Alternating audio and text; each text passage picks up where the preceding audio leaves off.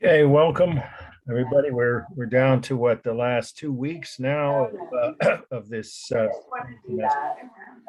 Okay, I have to try to listen now. I'm sorry. You're too loud.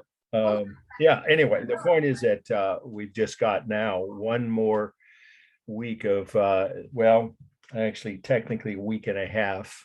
Today, Wednesday, and Monday of new material, new topics, new slides. And then we'll do the review for the final 1 week from Wednesday, and the final is 2 weeks from today. If you take a look, let's get here. I'll get my speaker view going here so I can just communicate with you guys. If you have questions, obviously now is a good time to ask them. The final will be on May 23rd at 3:15.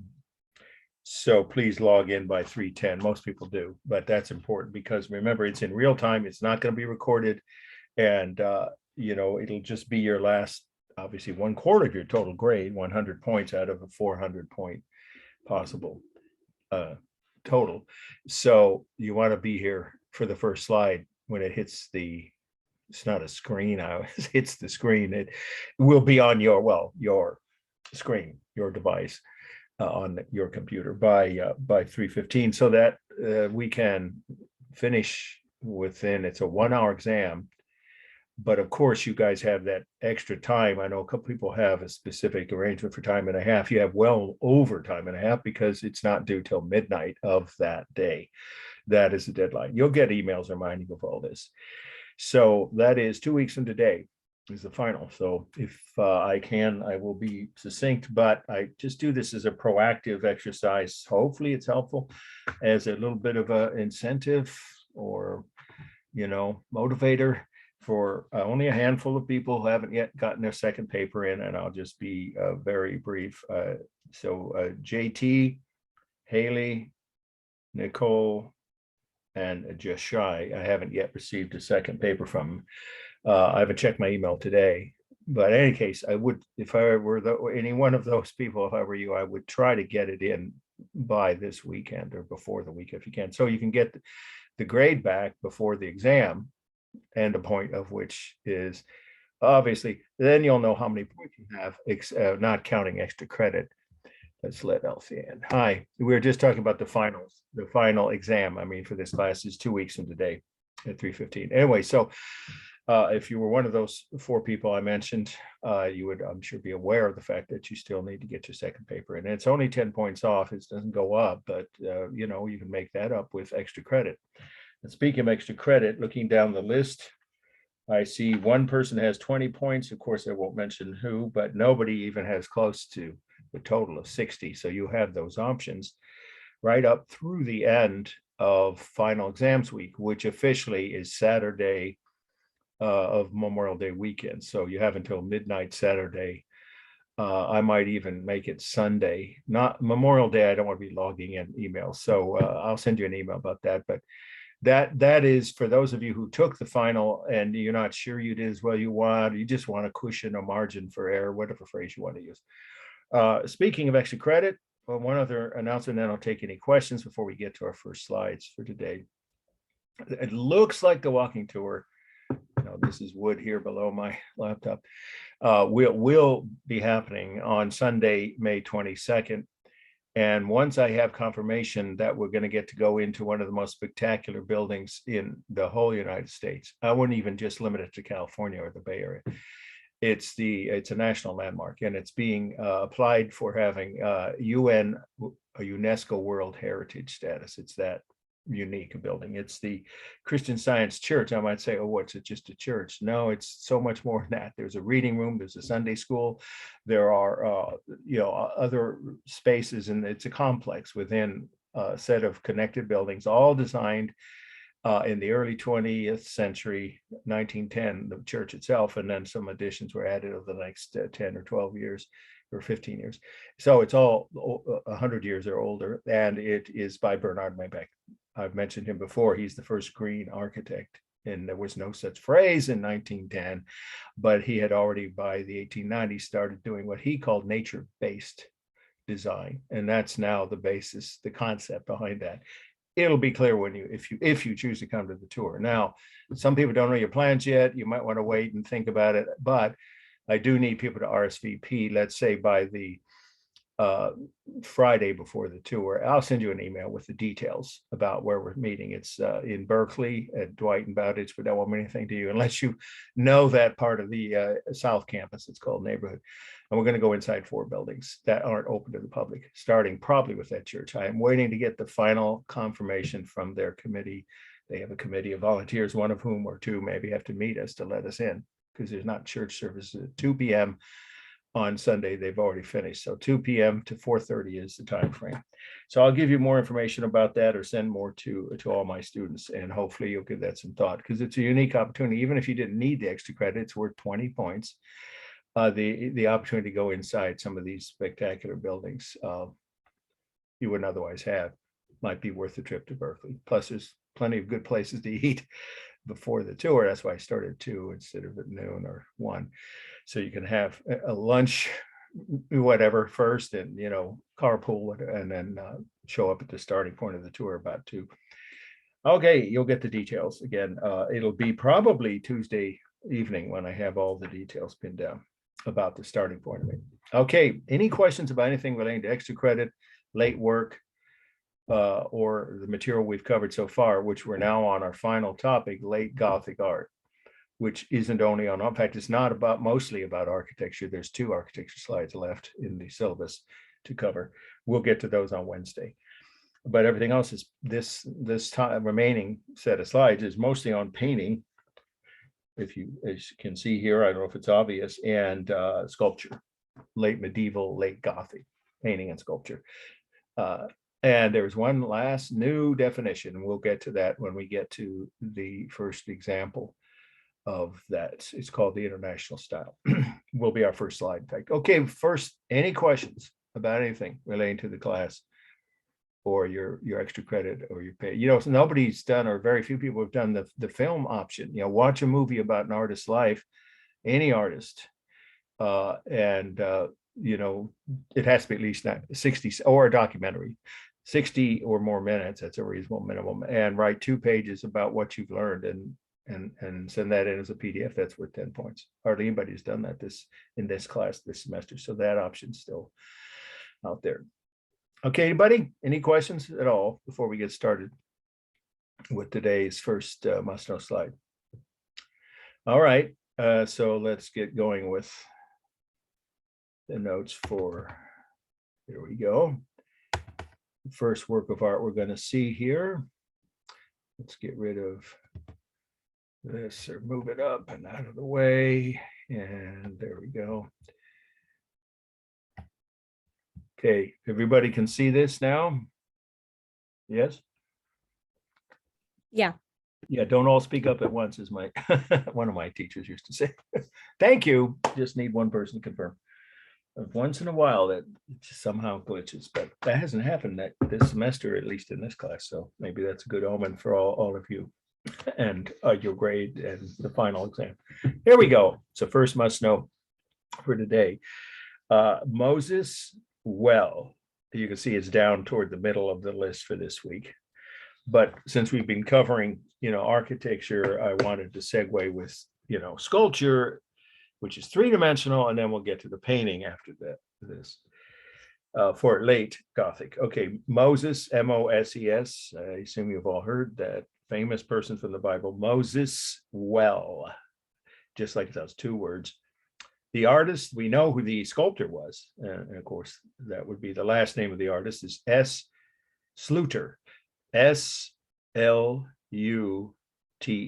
Sluter, 1405. So what are we looking at? Well, we'll get our last definition in here now, and it's not a short one or excessively long, but it's more than one line, and I'll say it slowly, as usual, repeat it at least once. Okay, so it's the last term in your list of terms to know that you need to write in. It could appear on the final, in the true false section. Okay, so here we go. The international style was the style of late medieval painting and sculpture, comma, a style of late medieval painting and sculpture, comma, which had three characteristics: a use of gold in the background, and you'll see that when we talk about this sculpture, a use of gold. That is the color, of course, the color. So if you want to say the use of the color gold in the background, that's the first feature. Number two, a focus on religious figures and themes, a focus on religious figures and themes.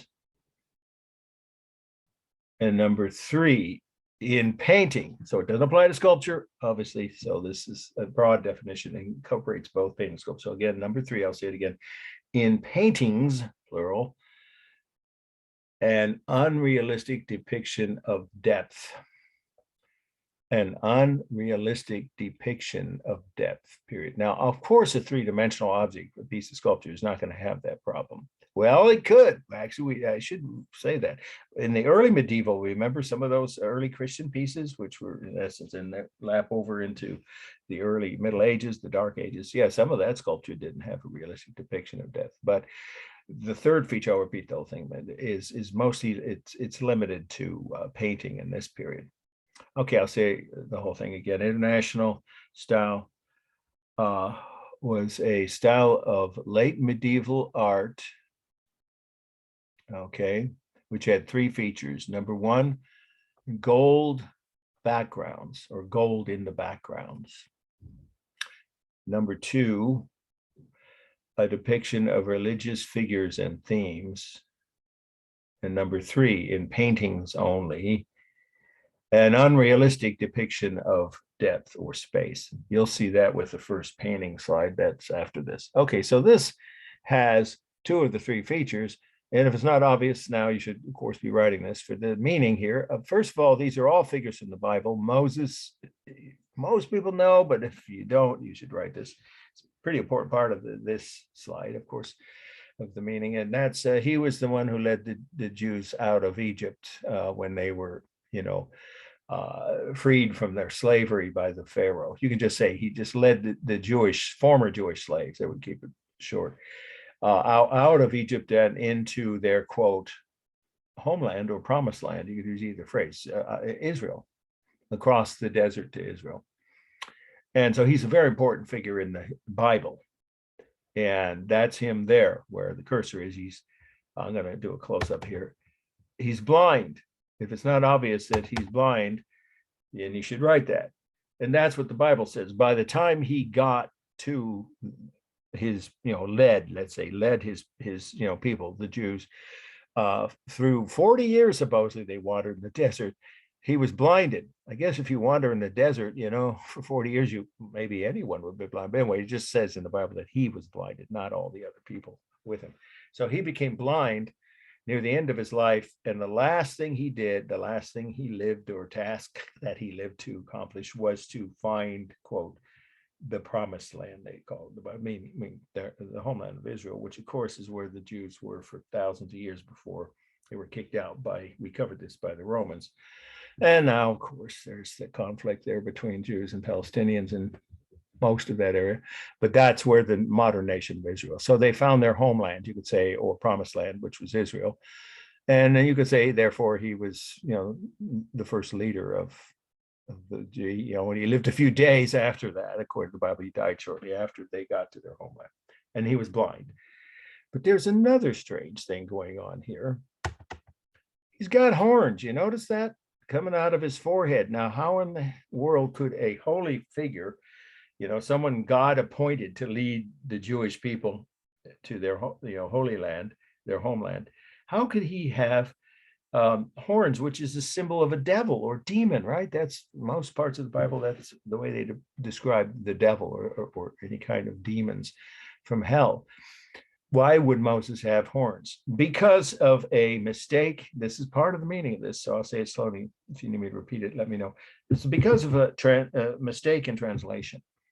When the Bible was first written in Hebrew, and you don't have to write, there were several other languages, Greek and Aramaic, but you can just say Hebrew, etc. In the early languages it was written in, Moses was described as having rays of light coming out of his forehead. That's because he was God's messenger, right? God's, you could say, appointed agent, however, the one that God chose to lead the Jews to their homeland. So because of that, connection with God, he had, supposedly the Bible says, rays of light coming out of his forehead. When that got translated into Latin, it was changed to horns of light.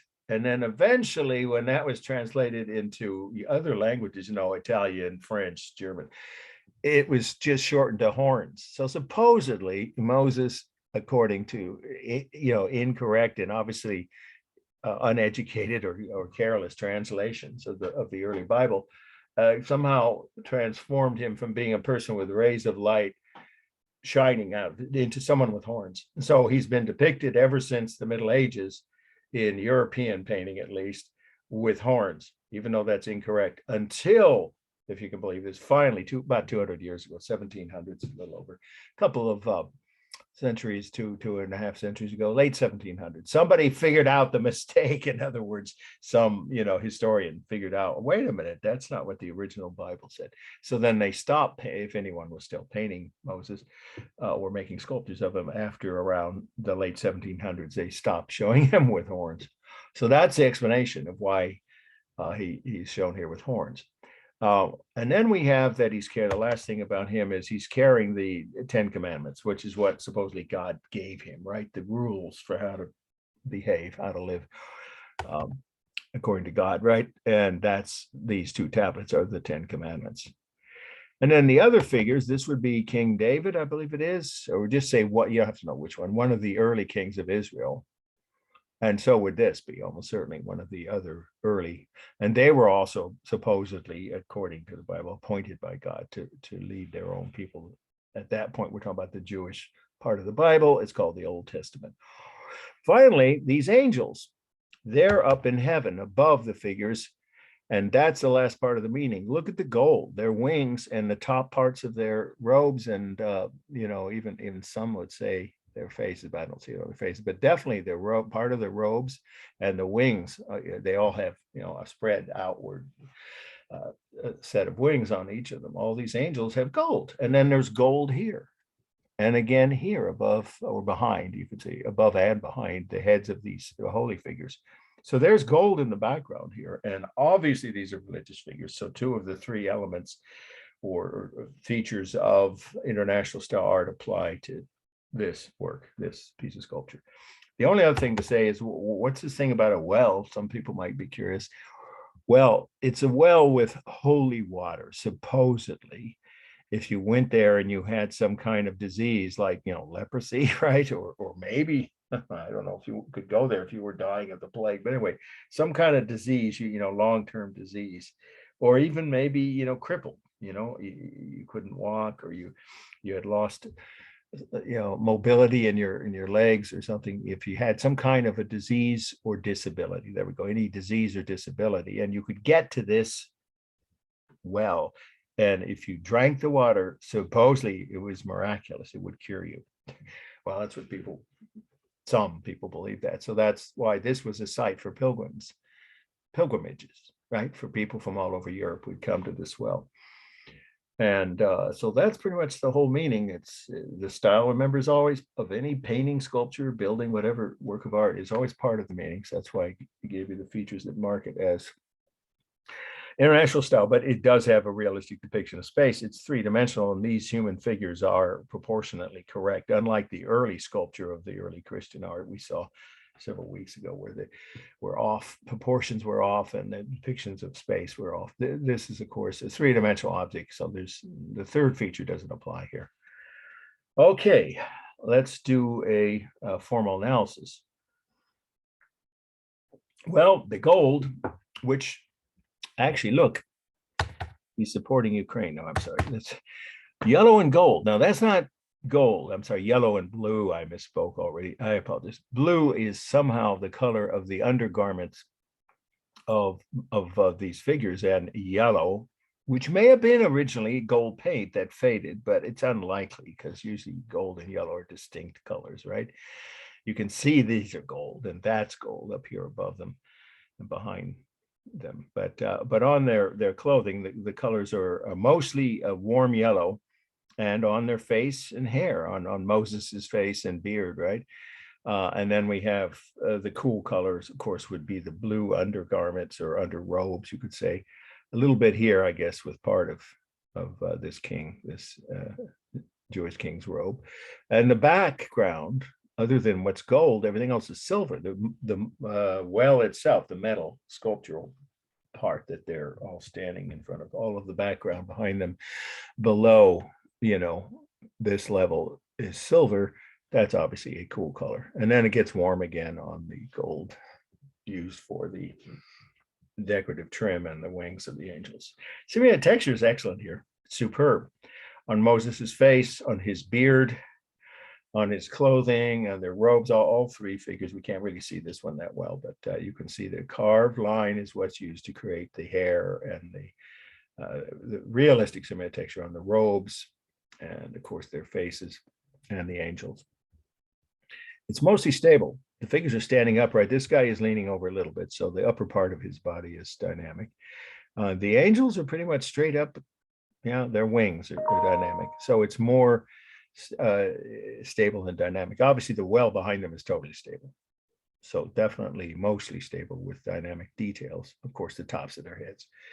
And then we have, for space, we have life-size human figures with, they overlap the background or the well, you could just say, and their clothing, of course, overlaps their bodies. So that's the only techniques for space.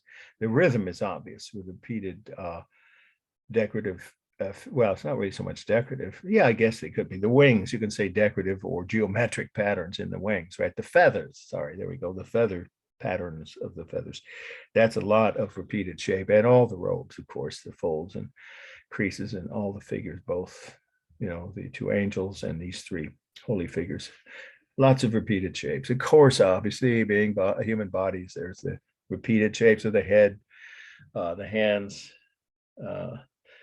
and arms, and you don't see their legs, right? But you can tell that they're there.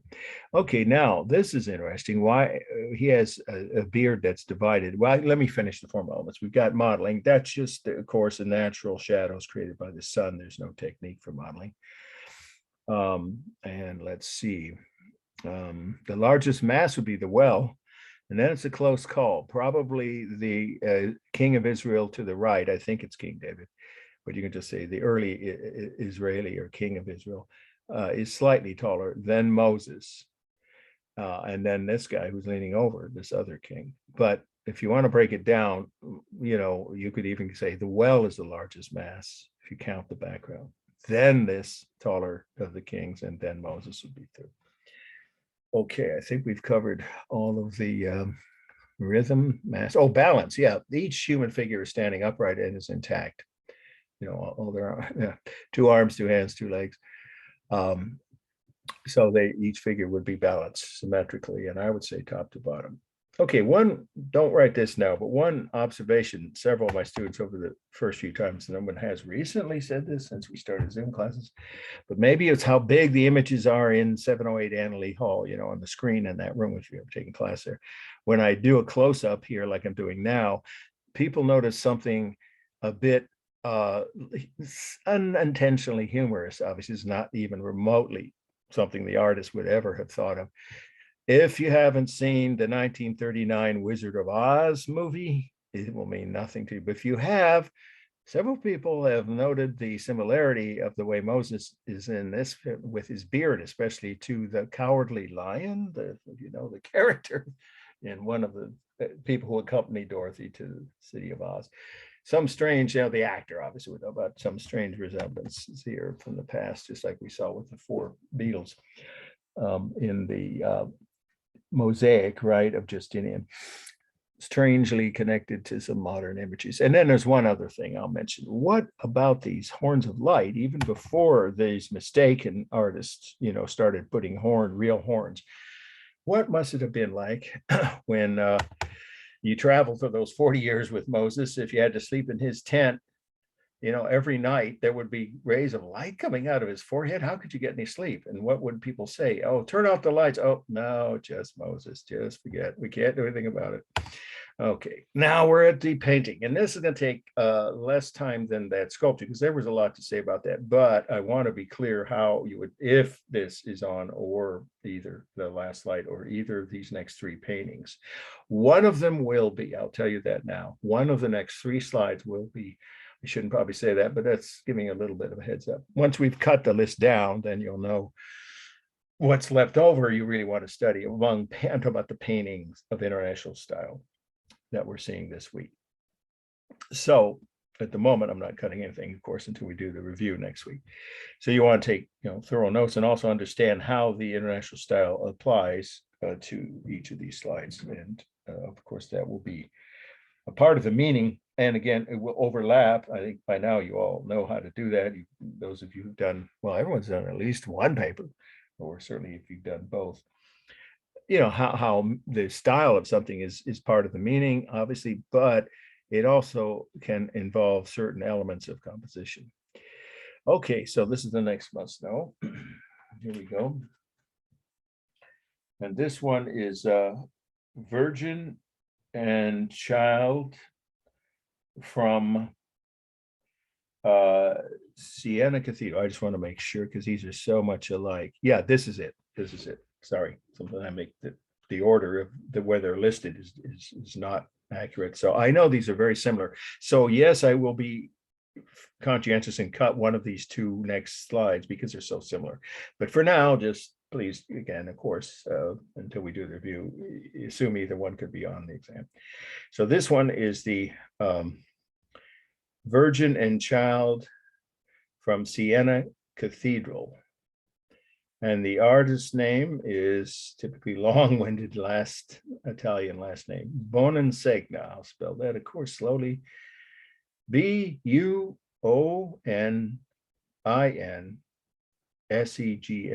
Bonensegna, 1311. This is an international style painting. Why don't we start with that as the first points about the meaning.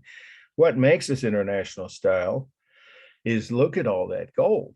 Everywhere you look, there's halos, right? Or this is the throne room, supposedly called the throne room of heaven. So it's Mary, mother of Jesus, her rather hefty looking baby on her lap, and then the gold throne on which she is seated. And then there's gold here along the wall, not just on these, you see that everywhere there's gold, right? The same thing up above with these people from the galleries looking down. So what we have here is the gold background, everywhere. And that obviously is one of the three features that makes this international style. Another is, well, obviously religious figures, but if it isn't obvious the others, we have the Pope here, whoever was Pope at that time. And then we have, you can just say various saints, prophets, and angels. Figures from the Bible, saints, prophets, remember that's with PH, prophets, and angels. These, of course, would be the angels. These would be the prophets. Well, they're saints if they have halos. And if they don't, these guys up here are the Jewish prophets. But you don't have to know which is which. Again, just keep it to a single line saying the second feature that makes this painting international style is the, using or the use of depicting, there we go, sorry, the depiction of various holy figures, Mary, mother of Jesus, the Pope, and other saints, prophets, and angels scattered all around either side of the throne. And then the final thing about this that makes international for all international style paintings, with one or two exceptions, the third slide you're going to see a painting, you'll see where some artists were ahead of their time. This guy was a classic example, this painter, of the international style. This is not realistic depiction of space. This is not, look at the arms here of the throne. That's really not foreshortening. If you look closely, it's certainly, even if it's sort of a half-hearted attempt, it's very, very inaccurate. And then we have there isn't the diminishing size there should be. If you've got people in 3 rows standing at least several feet apart from each other, these people's heads, the angels, I guess they're all angels in the 3rd row behind these other rows of figures, they should be significantly smaller. There is, in other words, only overlapping is used, although you could make the case there's limited use of diminishing size because these figures are supposed to be further away. But this whole group here, there's no differential in the diminishing size technique. There is no diminishing size on most of this painting, and there should be if it's a realistic painting in terms of depth. So it doesn't have, in other words, realistic depth. There's no accurate use of foreshortening. I don't even see any at all, and very, very minimal use or limited use of diminishing size only in the upper part of the painting, not in the middle and foreground where it should be. So that is the third and obviously final feature that almost all international style paintings had. Now, there is another aspect of this. Look at the skin. I think we covered this with the icon, but I wasn't on the exam. I cut it from the stair list, so you probably don't have any reason to remember. So I'll repeat this. The skin tones, especially on Mary and baby Jesus's face and neck, are like dead flesh. I mean, no normal human being has green skin tones. I mean, except science fiction TV shows, I guess. I mean, this is silly, right? I'm not silly. I don't mean it's inaccurate. It's unlifelike. Why? And so it's part of the meaning. There are 2 theories why the human skin tones don't reflect any realistic colors. They have a dead flesh type look. That's what a lot of people would say. They look like they've been dead several days. That's probably not deliberate. It either is the caused by the chemical impurities in the paints that they had. This is before oil painting. Oil painting didn't exist. That happens in the Renaissance. That's for another course, 1.2 or 2.2. So with this period of painting, the paints had much different chemicals in them, and the chemicals could have caused the discoloration or the inaccurate depiction of skin tones. And the other theory is that they just turned this color, this green, from age, from being exposed to the air over centuries. We don't know because there was no color photography, obviously, as far back. So we have no way of knowing which of those 2 caused. It could be a combination. Anyway, that's an important detail because otherwise there's hardly anybody that looks like they have normal skin tones in this painting. Okay, so let's do our formal analysis here. Hang on. Well, in terms of mass, I guess you would say the throne is the largest, yeah, and then Mary, and then it's not baby Jesus, even though baby Jesus is a pretty big sized baby. It's not quite as large as the figures you can see here. And it's not just in the front row, right? You can say the figures that are visible where the whole body's like the Pope and this, saint here with the red robes. These other saints, you can say the saints and holy figures near the front are pretty much equal sizes. So they would be the 3rd largest masses. For space, I've already mentioned, but I'll repeat that.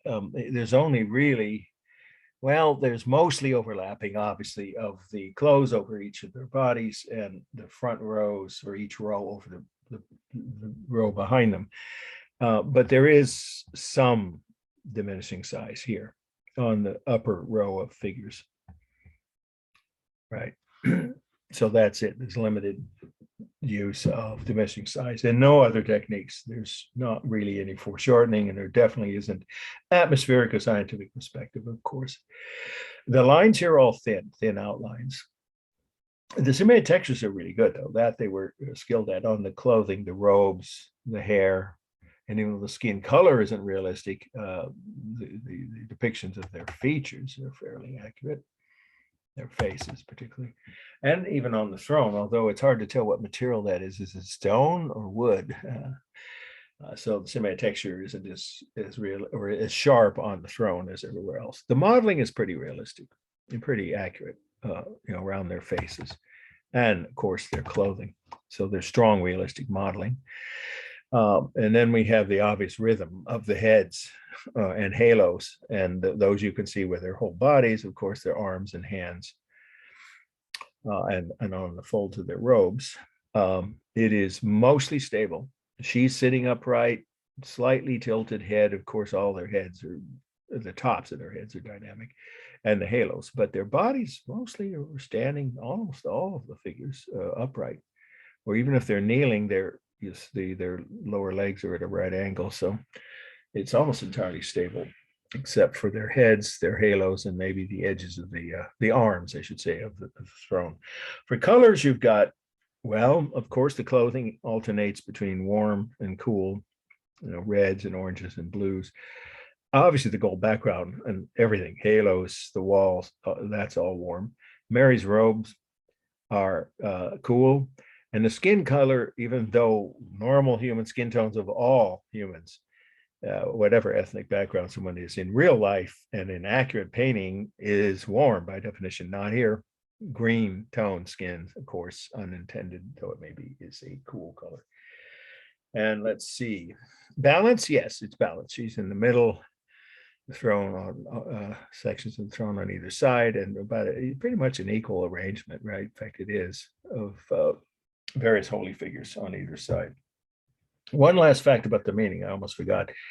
Her robe being blue is no accident or just an individual painter's choice. That's the standard color for Mary's robes for medieval and definitely all the way through Renaissance painting, and even more recently. Blue is the color of royalty. You may have heard the phrase blue blood. Someone's a blue blood, at least in Europe, they would say that means you have noble heritage from past nobility. So blue, the color of royalty, was used on all of the paintings of Mary for her outer robes. You see the inner robes here are red, but blue is the symbol of royalty. Why on her? Because she's, quote, according to the Bible, the Queen of Heaven. When she died and went back up to heaven, according to the Bible, she got to sit on the throne near God. In fact, actually, in most paintings, where she's not holding baby Jesus, she's sitting next to God on the throne in heaven. So the blue robes are an important detail that mark her as the Queen of Heaven. All right, let's move. I think we have to go back to this one. Yeah, this one, I've seen this one. I forget what museum it is in Italy. It's a little bit more lifelike, this one, the next painting of international style. And this one is Virgin and Child Enthroned. Oh, I didn't spell Sienna for Virgin and Child from Siena. It's if you ever get to Italy, most Americans don't get to see. Well, maybe some do. It's not on the must-do list for most Americans. The first time you go to Italy, you got to see Rome, Florence, and Venice if you have time for only 3 places. But I would put very near the top of that list, maybe just right after those 3, Siena. It's an incredible city, and you can't tell that you're in the 21st or even 20th or 19th century. The whole town is medieval. It's been preserved. It wasn't damaged in any of the wars. There's no factories or power lines visible. It's just remarkable. And no cars are allowed. It's on a hill by itself. It's breathtakingly beautiful, and the food and the wine is fabulous. So Siena would be a place I would recommend. And inside that cathedral was our last slide. Well, let's do that here. This slide is on the wall of the cathedral, so it's a fresco. This is not. It's probably obvious that this is a painting on wood. So let's get you the title, and then we'll talk about the meaning. This one is Virgin and Child Enthroned. Of course, that's En. Virgin and Child Enthroned. The artist's name, mercifully, is a lot shorter. Cimabue. That would pronounce it like CH. CIMABUE. Cimabue, 1280. Even though this is 30 years earlier, it's a little more skilled or realistic in depicting human features, because here we go, the first fact about the meaning, besides it, you will see why this is international style, of course. But first is that Cimabue was one of the most talented international style painters, and he could depict human features, more lifelike and realistic human features. For instance, to me, we have a mother who looks like she's, feeling the love and, the pride of there's her fingers pointing to her baby. And her baby's more like an actual toddler, which makes sense, right? And it actually looks like a normal human being, as opposed to, in my humble opinion, and many others, this, rather it's not that bad, but it is not as realistic or as lifelike. And another thing no one figures out, or can figure out, no one has, how come their skin tones aren't quite as, I mean, there's still a little bit of the green flesh effect, but it's at least closer to an actual human skin tone on her face and the face of her baby. And even on the angels, these are angels here, of course. So he was a better painter in that he could depict human emotions more accurately, more lifelike and realistic. And his colors, somehow, maybe he figured out some way to reduce the green effect, but it's still there, but you can see it's not as pronounced. And also he had more lively poses. I mean, look how stiff these figures are, right? In the piece we just saw. Whoops, I went the wrong way, sorry. These are rather stiff formal poses, which is common but not basic to all international style painting. Here we've got a little movement, little motion and emotion, both. I mean, Jesus is, baby Jesus, like most toddlers, squirming, looks like, his toes on, his mom's lap. I mean, it's much more lifelike and, well, I would even say charming, certainly more lively. And then down here we've got Jewish prophets, and they would be, of course, from the Old Testament, you could say the early part of the Bible. In case it's not obvious, that's what many Jewish rabbis, especially in Israel, wear. It's a prayer book in leather strapped to their top of their head. You have to write that, but those, there's no question, they're Jewish prophets, the four figures at the bottom. And now the throne here almost looks like it has some kind of foreshortening. We'll get to that in a minute, but not really, because the clothing here, or whatever that is, I guess, it looks like Mary's robe spread out, doesn't really allow for foreshortening, but some people think they see it here on the base. So it doesn't still, though, these figures in the back, what are we talking about? 4 or 5 rows of angels. They should be more obvious diminishing size. So he doesn't really use diminishing size, and there obviously is no other techniques. They didn't know scientific perspective yet. That's only, and the Renaissance after 1400, that appears. But nonetheless, he did at least seem to try to, let's just say he did some kind of, you could say, just on the bottom of the throne, there appears to be some foreshortening, an attempt at least to depict foreshortening. But diminishing size isn't used, and no other techniques for space except overlapping. And then the only other thing to mention about this is, I said a moment ago, but if you didn't write it, you could say it's not a fresco in a church. It's a portable panel, which could be brought back, between different churches or even palaces. It could be moved around. It's portable. It's painted on wood. So it's a panel on wood. And again, the paint they used was still rather limited in its ability to depict natural skin tones. So the fact that he was able to get a little bit more realistic looking skin is sort of a mystery of history, as we don't know exactly how he did that. At least I've never read there's any research that verify whether he used different or even remove some of the chemicals or impurities in the standard paints that were available then. We don't know. All right, formal analysis. It's completely balanced. Equal number of angels, Mary right in the middle. You could say baby Jesus wades it over toward, but I don't see it that way, because it's really kind of one mass where they overlap. And then, of course, if you, depends on where you draw the line, but if you draw it down the middle, you've got about equal areas when you count the throne and the 4 Jewish prophets, even though there are more figures of angels above.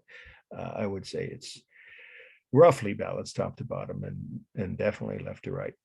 The largest mass, well, it's a close call. You don't see all of the throne, but there's enough with, if you count this as part of it, then you'd probably say the throne was the largest, then Mary, and then it's a close call. You can see most of the angels, the 2 angels on either side, their whole bodies. So they would count as, therefore, this 3rd largest mass. All right, the modeling and cement texture, it's almost always really good in any medieval painting by a good quality. We're talking about the best painters of their era, these last two painters, even if the last piece was less lifelike. I mean, they were skilled. Anybody who was hired to do a painting for a church would have to be in depicting cement textures on the robes, the hair, and in my opinion, much more so on the faces. Her eyebrows and nose are much more realistic looking, and on the angels you can even see some emotion in their faces, and then on the prophets too, the Jewish prophets. So there's realistic cement texture and strong, again, realistic modeling.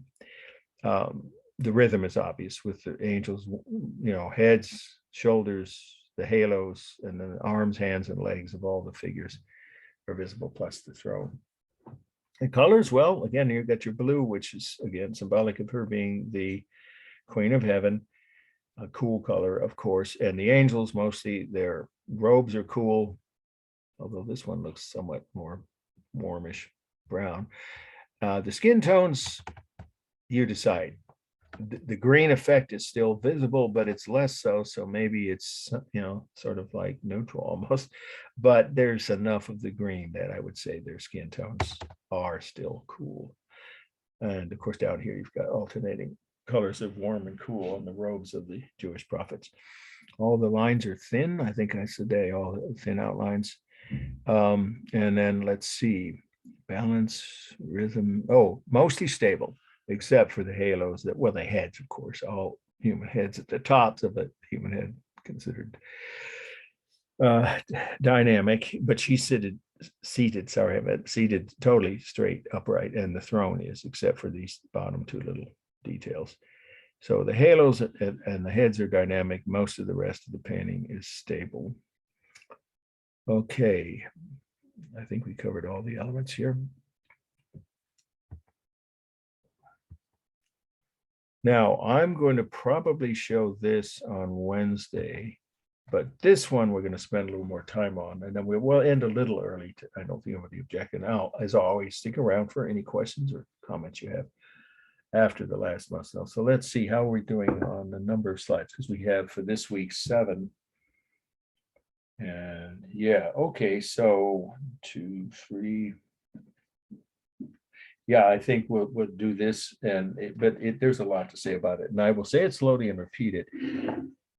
It should be fairly clear. I'm not saying this is definitely going to be on the exam, but in case it's not obvious, I'm not cutting this one from the study list for sure. And B, it has a high possibility of being on the final.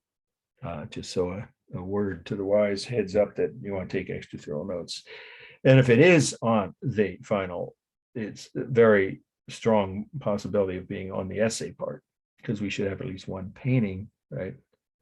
As well as maybe one piece of sculpture and architecture of the 3 main mediums, right? Or types of art that we've been covering in the medieval periods since the midterm. There's very likely can be one of each in the essay part, the slide essays. One building, one painting, and one sculpture. And if there's a painting, and there probably will be, this is very high on the list. Okay, so what are we looking at? This is The Lamentation is the title. That's Lamentation. Lamentation, one word, of course. That means mourning, right? Mourning.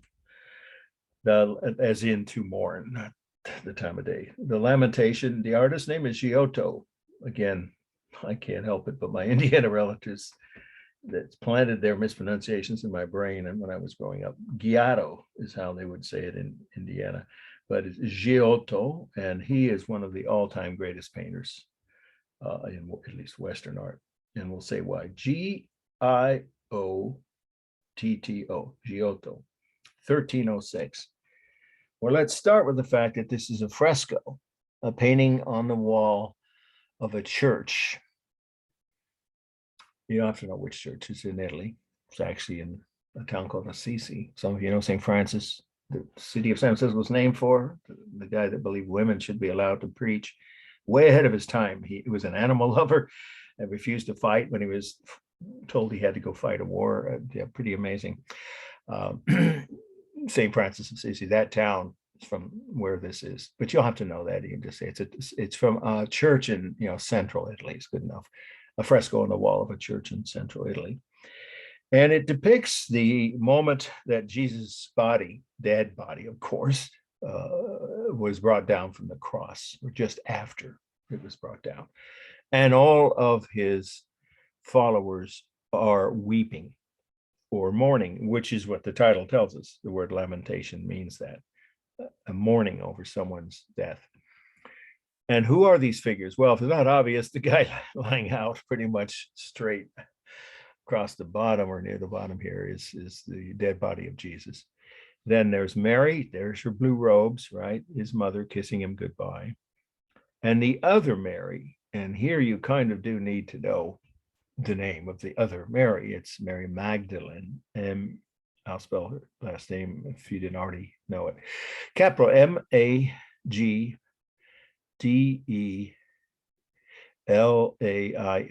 Mary Magdalene. She's the one, looking at his punctured feet. Remember, he was nailed to the cross, quite literally. So obviously there'd be wounds. She's looking at his wounds on his feet. And then we only know of these two disciples. There are many of his disciples surrounding him, the whole scene. But we just know this is Peter. Peter is always shown as with a, gray hair and a beard, bald head, gray hair and a beard, because he was the oldest disciple. And then we don't know who these are, but this might be Matthew. Usually they were friends. They were the first two disciples. They knew each other longer than any of the others. So it's probably Michael, who is the one who, oops, Matthew. I said Michael. I apologize. I meant Matthew, the second disciple, who, if you take our 1.2 or 2.2, you'll see paintings of him. He was the second disciple. So you can just say it's probably Matthew, St. Matthew, and then this would be St. Peter. And then various other followers, some of whom were disciples, some were just mourners, who had heard Jesus teach or whatever, preach. And they're mourning. You can see that. But what's really the first of many unusual features, this painting is unique in so many ways, is what's going on up above. Those are angels coming down from heaven, and they're weeping just as much as the humans. They're doing, I like to call it somersaults of grief in the sky. If you look carefully, you can see they're flying down and flipping over in the sky, up above. Of course, supposedly you wouldn't really see them, but I guess you could. They're up in the sky and they're coming down. They have come down from heaven to weep, to mourn, to lament the loss of Jesus. Okay, now that's just the first of a couple of aspects of the meaning of this. Second is what style it is. And here's where we have to say I think this is the most important fact of all the things that you should have in your notes about the meaning of this, is that Giotto was a century, to say a century ahead of his time. He is so much more realistic, his paintings, than other international style painters, that he's often considered a precursor, the word precursor, forerunner of Renaissance painting. He didn't have oil paints, but look at these skin tones. This is really a major mystery. No one knows how. Those are not dead looking greenish flesh. We don't know what he did. He must have clearly done something with the chemical composition of the paints he used. This has been exposed for 700 years, right? 1300s. It's on the wall of a church. The church is open every day. It's a tourist attraction. You think if the chemicals in the paint were going to turn green, they would have, but they didn't. So his skin tones are more realistic. These are the ways in which he was a century ahead of all other late medieval or international style painters. So that's one of the phrases you might want to make sure you have in case it's on the essay part of the final. He was a century ahead of other late medieval painters because of, first of all, the skin tones were lifelike and realistic. Second, he showed much more natural human emotions. Look at the mourners, look at their faces, look at the grief on his mother and these other, Mary Magdalene here, and this man. And then also even in the sky with the angels who are supposed to be way far ups. There we go. Very high or far up in the sky. even then, as far away as they are, depicted smaller because we're going to get to that. His depiction of depth is not unrealistic. We see their emotions. So his depictions of human and even, holy figure emotions are very lifelike, much more than most other or any of the other late medieval painters, or late Gothic. You can say late Gothic because that's the other phrase for this period. And then we have two other facts that almost beg, the question: how did he know how to paint a scene like this, where he almost would have had to have gone? I've been to this spot. It's pretty much developed now because there's now suburbs outside the walls of Jerusalem, but this would be the Valley of the Kings, where the early kings of Israel, we know they were real. This is not just something in the Bible. They were, King David and Saul and some of those early kings in the Bible were real people in history. And their tombs, they've been raided a long time ago, but the tombs in there, carved, in Hebrew, of course, named, they're there in a valley outside of Jerusalem. He depicted it very accurately, and he never left Italy. He never left Italy. Somehow he figured out, no one knows how to depict the setting, you could say, or the landscape where this would have occurred very accurately, very realistically, and no one knows how he could have done that unless he had a dream or divine inspiration. Maybe some crusader could have brought him a drawing, but even that, wouldn't likely have given him this much accuracy. So we don't know how he could do that. But the most amazing thing of all about this painting of his, and most of his paintings even, but we're only going to talk about this one, is his depiction of depth. Is it, so to finish up the point on the meaning, it is an international style because there's a gold background. The angels, of course, and all of the mourners in the front, at least, have gold. Of course, halos, that's gold background by definition. And then they're all religious figures, everyone in the painting, obviously. But the unrealistic depiction of depth does not apply here, because why? So now it's about to overlap into our formal analysis, but this is a really important part of the meaning.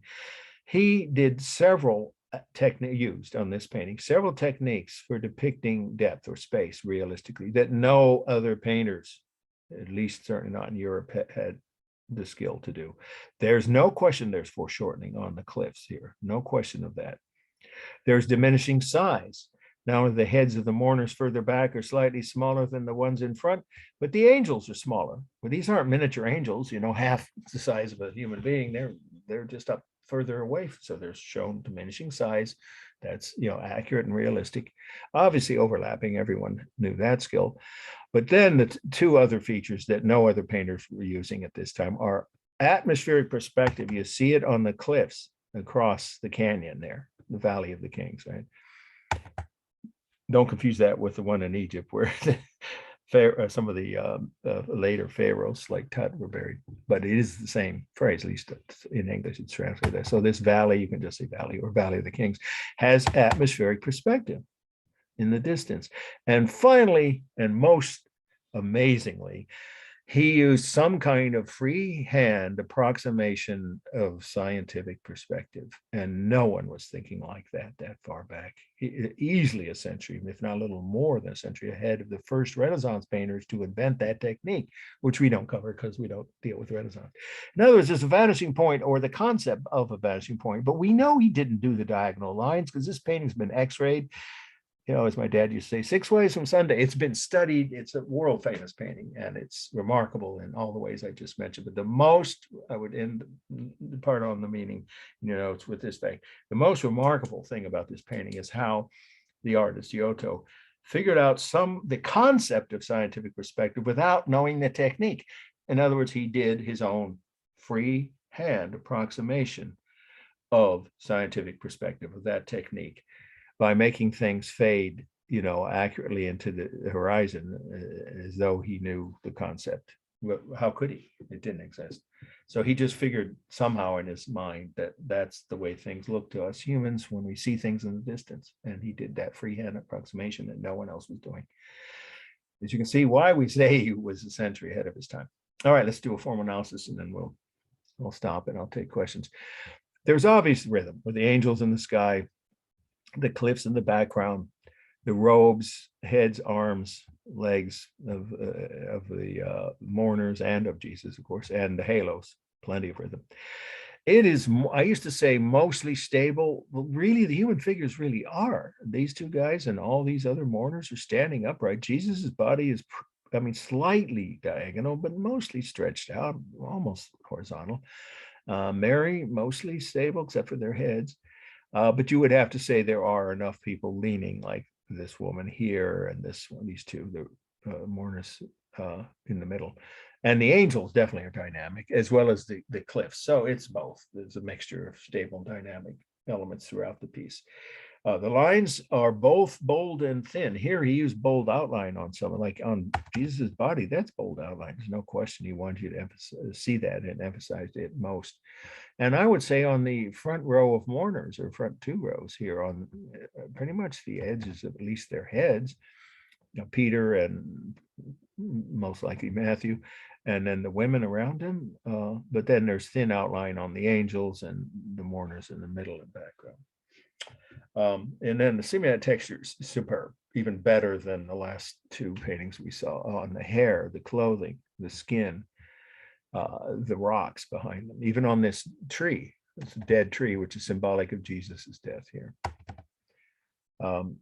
So there's really sharp, realistic semi texture. And again, of course, therefore strong, realistic modeling on the robes and the skin, and of course the cliffs and rocks behind them.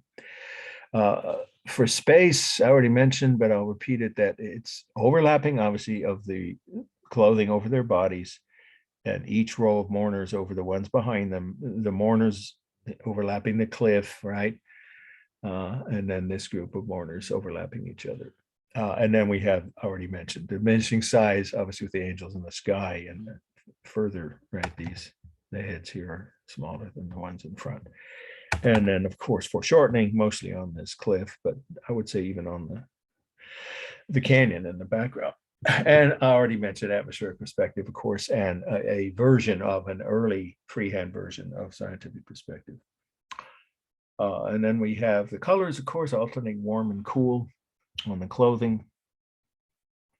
Mary, of course, is always going to be shown with cool colors, as are these two mourners. And then warm pinks and reds and oranges on most of the other front rows of disciples. Obviously warm on all the gold halos. And then cool on them, mostly in the background here.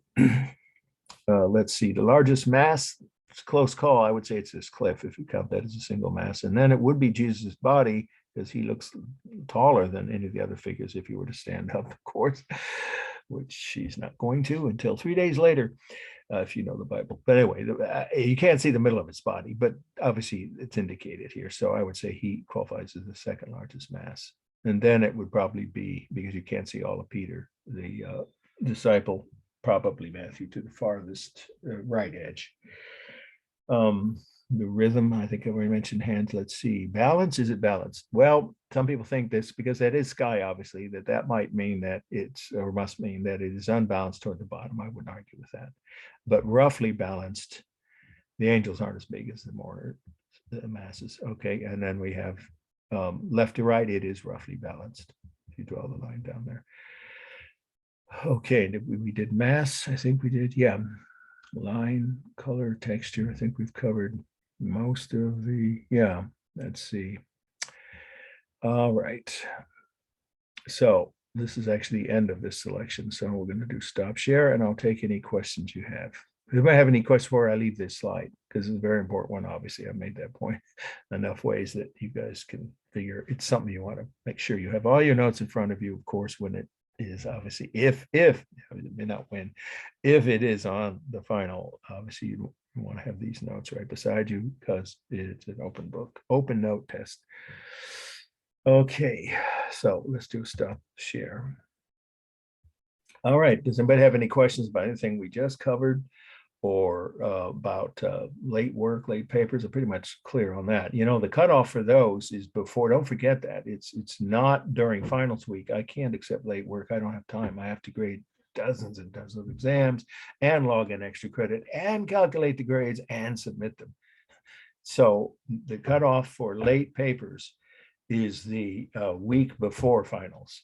So that means it's best if you get them in, if you didn't get your second paper done this week or by the weekend, then you'll get the grades back from me by email, of course, at least several days before the final. If you turn in your late work just before the deadline, you'll get an email reminding you of this. And we'll probably have it graded by the time, or even slightly before the test, but I can't guarantee I'd get back because I have quite a few late papers. It just seems to be the norm with the Zoom mode that we're all in, most of us anyway. That would be that you might not get the grade back before your exam. And then you wouldn't know what your point totals are heading into the test. So I recommend if you one of those, I think it's 4 people who not in your did not get your second paper, please try to do it in the next several days. Okay. Any questions about extra credit or what we've covered today or the final? Of course, we'll cover the details. The final is exactly the same format, same number of points, same number of slides, same length of time that it'll be on the screen, same deadline, midnight on Monday, 2 weeks from today is when you'll need to be here for the real. Remember, it's the test given in real time, not recorded and not posted. I did post, some of you may notice, extra early just to avoid that Friday night finagle that I often have because of various family activities that happen on the weekend. So I may even start doing that, is turning posting. If you want to look, you can look once. You might have to look twice then, sometime late Thursday or even better earlier on Friday, and then again after 8 p.m. Friday or Saturday morning. But I don't think I'll have to more than that, at most a slight delay for posting all of these lectures on YouTube on my new channel. Remember, it's number 2 after it. So some of you may have already noticed that I posted those this week on Thursday. So you can check Friday if they're not there one more time, early Saturday or late Friday night. All right, any other questions? Now's the time. This is our unofficial office hours. About anything we covered, anything about extra credit, grades, late papers. All right, that's it. Okay, we'll see you on Wednesday. We still have some more new slides, and I think you'll find those interesting because there are places you could actually go to without having to spend money traveling overseas. You'll see what I mean. There are some American Gothic sites, a couple in this country that I included in the syllabus, and we'll cover those on Wednesday. And we probably also in slightly early Wednesday when we get through all the must-knows. Okay, that's it. One more time, any questions? Thank you. Thank you, guys. Take care. Thank you. See you on Wednesday. Take 2 days. All right.